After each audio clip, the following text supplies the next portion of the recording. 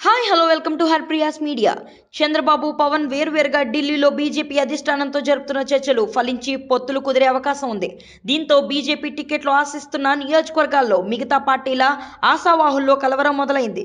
TDP, Janasena, BJP అధినాయకత్వాల మధ్య జరుగుతున్న చర్చల్లో పొత్తులపై స్పష్టత వస్తే ఏ నియోజకవర్గాల్లో ఏ పార్టీ వాళ్ళు పోటీ చేయాలనే అంశం వెంటనే తెరపైకి వస్తుంది. ఇప్పటికే టీడీపీ, జనసేన మధ్య సీట్ల సర్దుబాటుపై ఓ అంగీకారం కుదిరినట్లు సమాచారం. అయితే తాజా చర్చల్లో బీజేపీ అధిష్టానం ఏపీ నుంచి 8 ఎంపీ సీట్లు, 25 అసెంబ్లీ సీట్లు అడుగుతున్నట్లుగా తెలుస్తుంది.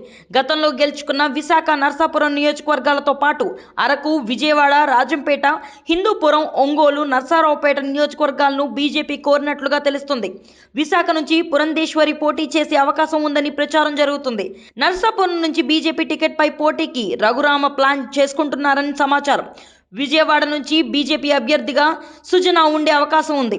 రాజంపేట బరిలో మాజీ సీఎం కిరణ్ కుమార్ రెడ్డి లేదా సత్యకుమార్ ఉండొచ్చని ప్రచారం జరుగుతుంది. హిందూపురం నుంచి విష్ణువర్ధన్ రెడ్డి పేరు పరిశీలనలోకి వస్తుంది. ఈ పార్లమెంట్ నియోజకవర్గాలు కాకుండా 25 ఎమ్మెల్యే స్థానాలు కూడా బీజేపీ కోరుతుంది. దీంతో ఈ నియోజకవర్గాల నుంచి టికెట్లు ఆశించిన టీడీపీ, జనసేన ఆశావాహుల్లో గుబులు మొదలైంది. భారీ సంఖ్యలో ఉన్న ఆశావాహుల్ని బుజ్జగించడం టీడీపీ, జనసేనకు సవాల్గా మారనుంది. ఇప్పటికే టీడీపీ అధ్యక్షుడు చంద్రబాబు, బీజేపీ జాతీయ అధ్యక్షుడు జేపీ నడ్డాతో పాటు అమిత్ షాతో చర్చలు జరిపారు. పవన్ కూడా బీజేపీ అధిష్టానంతో చర్చలు జరుపుతున్నారు. పవన్ చర్చల తరువాత టీడీపీ, బీజేపీ, జనసేన పొత్తులపై స్పష్టమైన ప్రకటన వెలువడొచ్చని తెలుస్తుంది.